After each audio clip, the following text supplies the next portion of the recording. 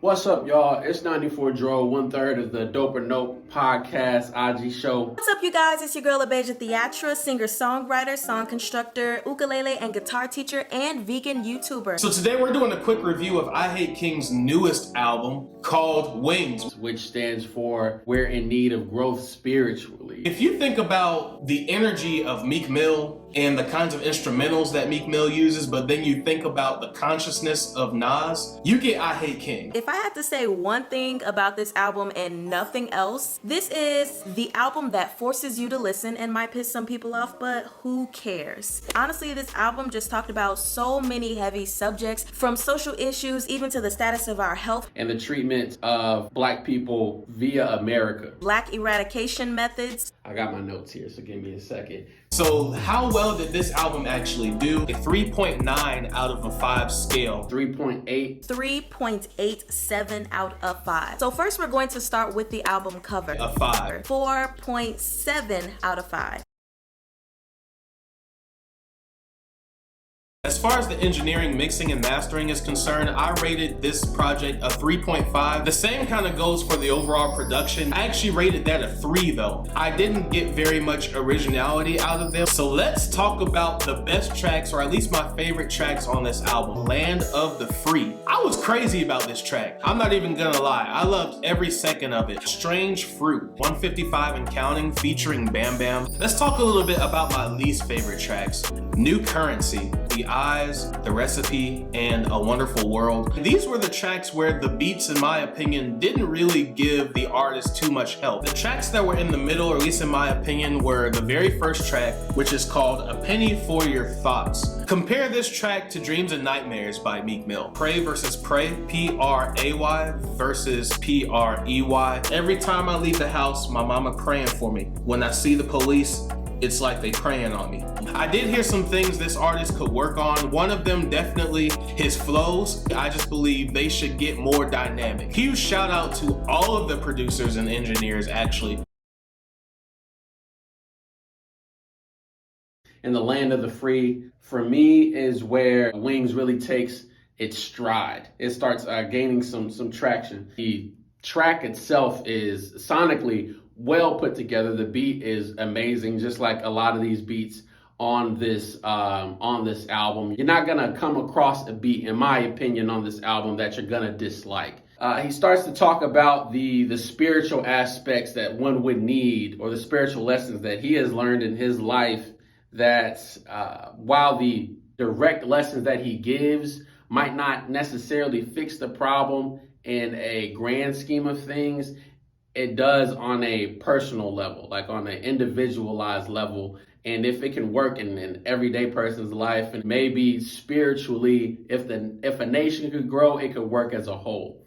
I Need God on It was a great flip. Bro, you're gonna get sued. The first verse talking about page flip that he called a succubus. I mean, you know, I've never called a woman a succubus, but I guess this woman was exemplifying some succubus behavior.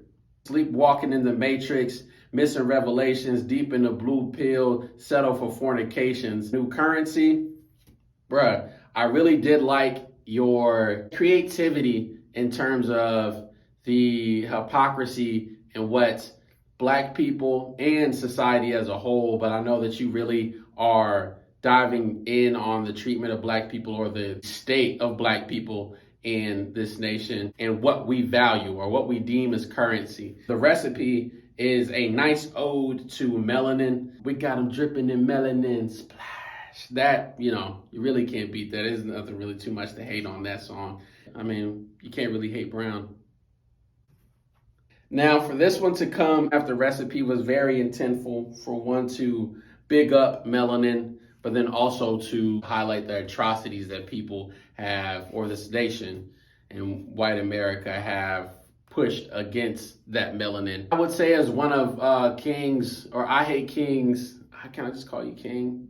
Yeah, no, okay. Super infectious, 155 and counting. I definitely was blown away in the quality of that track. I think my only critique of him in that track, for a track that seems so anthemic. I don't even know if that's a word. I probably just made that up. It lacked a little passion. Bam Bam to me was the standout artist on this track. It's kind of like the crescendo of the album. It's sort of a rendition to of MLK's I Have a Dream speech, but from IHateKing's point of view of his dream that he wants to see of the world. The next track, Standing Ovation, is kind of a victory lap to wrap up this whole album with a with a bow.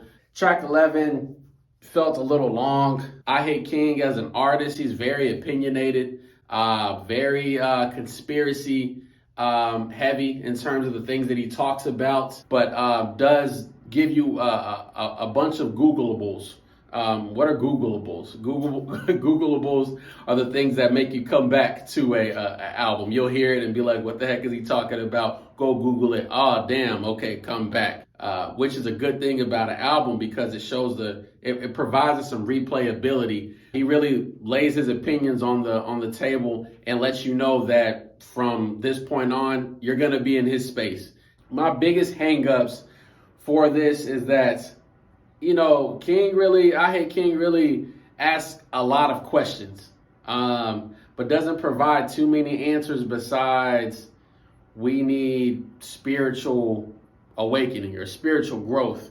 Man, they just kind of need to grow spiritually. You know what I'm saying? And then that'll be it.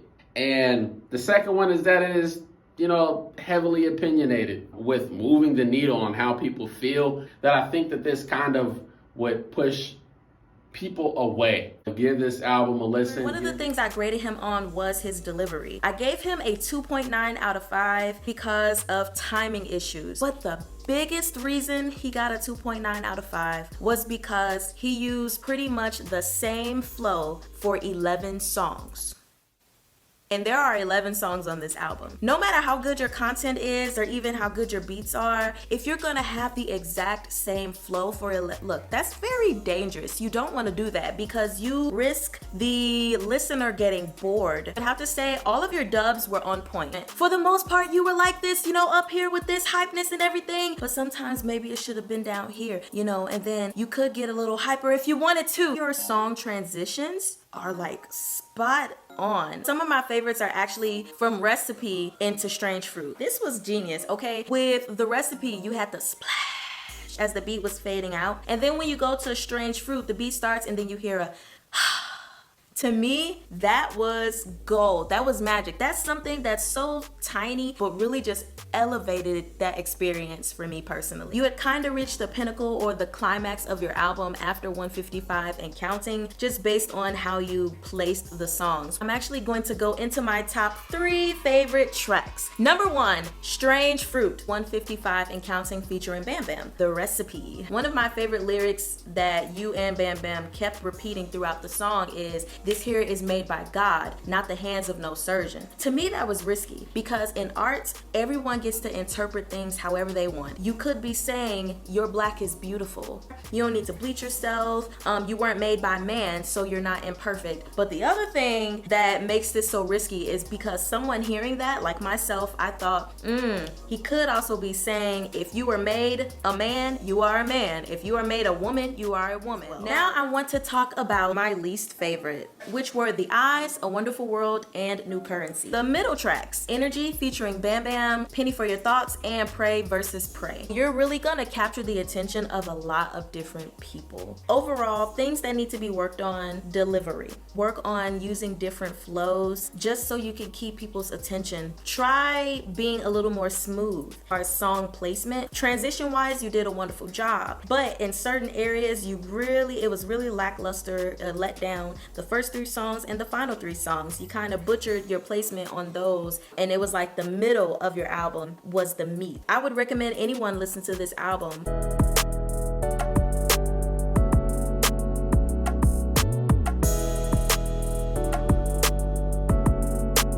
If you are an artist or producer that is interested in getting your album reviewed, your song reviewed, or even your music video, look at the email in the description and hit us up. If you want a song reviewed for free, go follow Dope or Nope Show on Instagram, and we do free music reviews every Thursday night at 8 p.m., 7 p.m. Central Time.